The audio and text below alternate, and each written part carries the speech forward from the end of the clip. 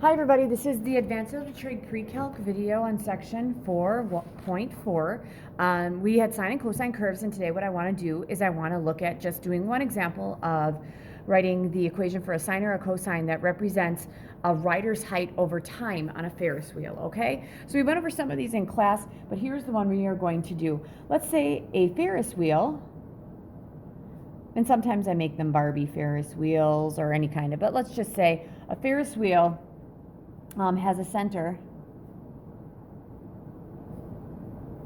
72 feet above ground,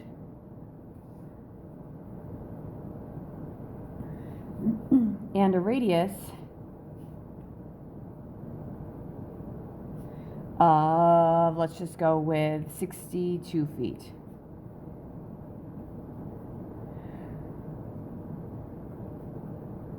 Find the equation that represents a rider's height over time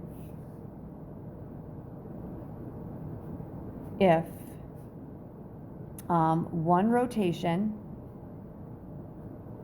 takes, let's go with 32 seconds.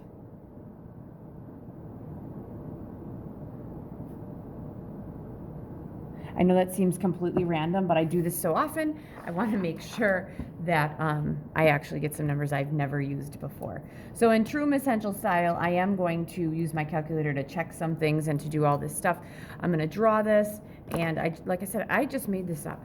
All right, so it has a center 72 feet above ground. So this might kind of seem unrealistic, but here we go. So from here to here, right, this is 72 feet.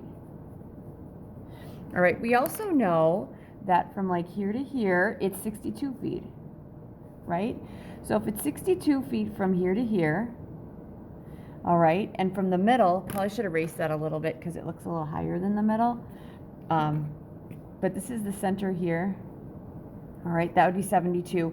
If this is 62, wouldn't this have to be 10 feet? So I'd imagine that there's some kind of platform that they'd have to walk up to in order to get on this wonderful Ferris wheel. All right, so that's what it looks like. So what I need to do is I need to have a table of x and y. I'm going to let x equal the time in seconds, because that's what I have here. We're going to let the y represent the height in feet. Okay, so it takes 32 seconds to go all the way around. So it'd be like, so I'd start here. So I need a point 1, 2, 3, 4, 5. So I'm going to need 5 times here, okay?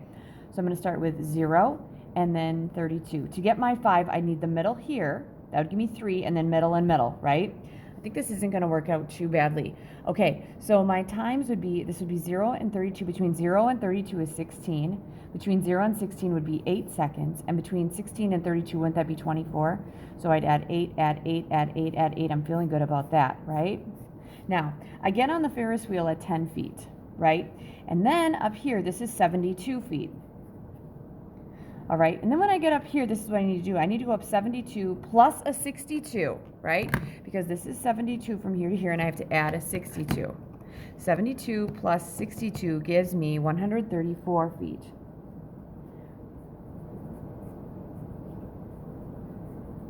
And then right here at 24 seconds, I'm going to go down, that's 72 again, and we come back to 10 feet there.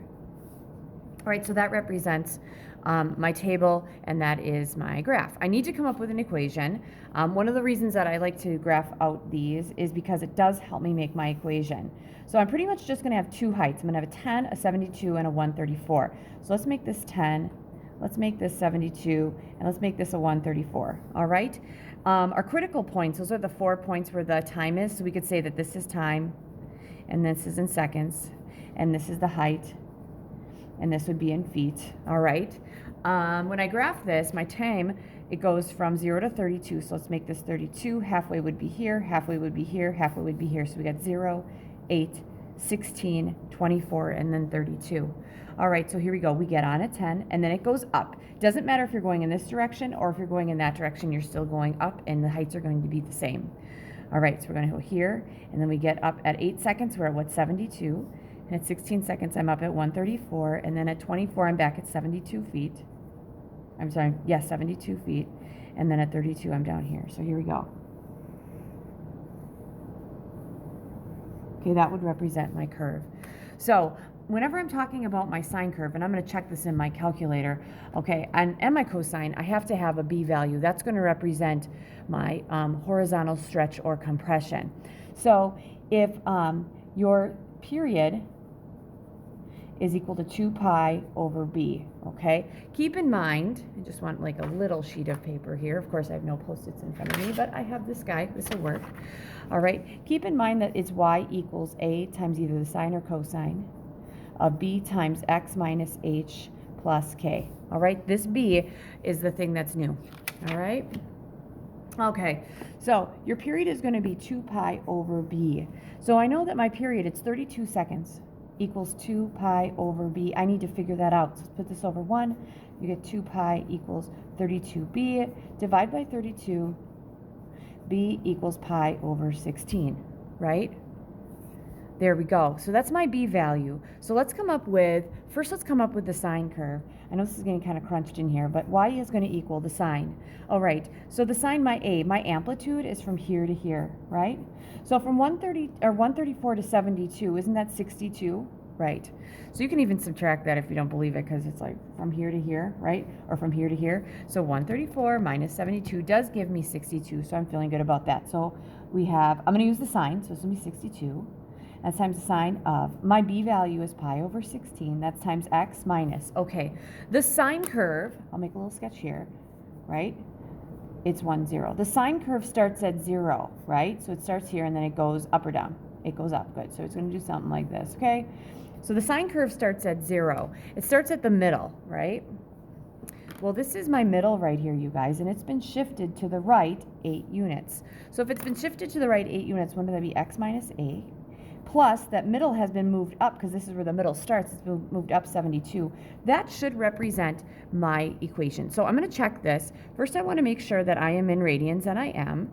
And then I'm going to go to y equals. I'm going to clear this out and say 62 times the sine of, in parentheses, pi divided by 16, and that's times x minus 8 plus 72. We'll see how this works out. Sometimes it's not great. Now, I do know that my table needs to go from 0 to 32 on the x's and from at least 0 to 134 on the y's. So I'm going to go window, we're going to go 0 to 32.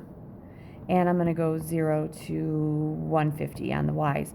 Now, I should just be able to see if I'm right based on my table. So my table should be the same, 0, 10. I'm not even going to look. I can look at the graphs, but I really don't need to. At 8, I'm at 72, which is good. At 16, I should be at 134, and I am. 24, I should be at 72. There it is, right there. And then 32, I should be back at 10. There it is, okay? So I have that right equation, and I could go ahead and answer some questions about that. So this is one of them. All right. The other thing is, if I'm going to graph it, there it is. All right, so that's my graph. And doesn't that look pretty similar to what I have there? Sorry, right there? Yeah. I want to make sure I'm straight here. All right. The other one I can do is I can do the cosine curve. Now, the cosine curve, the 62 is going to be the same, right? This will be times the cosine of. Okay. This b, the b value, the period is always 2 pi over b for both of them. So it's going to be pi over 16. Now, in this case, here's what we got. The cosine starts at the top, right? So cosine starts at 1. So we'd be at 1 here, and it's going to do something like this, right? So there's 2 equations for the cosine that I can use. I can take the cosine and say, oh, the cosine, this is my top. I could move it to the right 16, right? So that would be x minus 16, and then plus 72. That's one of them. I'll tell you, that is the most unused one.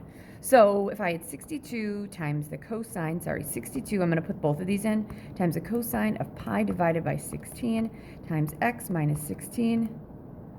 I'm going to add 72, and what should happen is the tables, nope, they don't look the same because I must have messed up here somewhere. Here we go, 62. Oh, I forgot to put this in the parentheses that way. My bad. Now I should hopefully be okay. Yep. my tables look exactly the same, and it's going to keep going. If this much is the same, guys, the rest of it's the same. So I'm good with that. The other thing you can do is you can say, hey, this is a cosine curve that's been reflected, right? Because it's right down there. That is a little more common. This is the first most common that I have. The second one I'll see from kids is y equals. We're going to flip this over and make this negative 62 times the cosine of pi over 16x, because I'm not going to shift it at all, plus 72. That's the other most common one. But I would say 1, 2, and this is 3. All right? Do I accept any of them? Yeah, I totally do.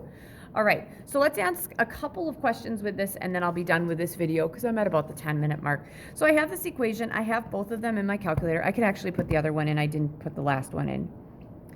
Negative 62 times the cosine of pi divided by 16 x. Probably should put both of those in parentheses. Nope. Here. There we go. Plus 72. And you guys should see, they should be all the same, right?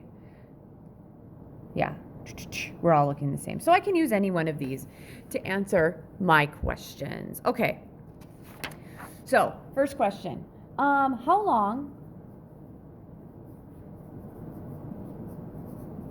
until you are 100 feet in the air? That's my first question. All right, so here we go.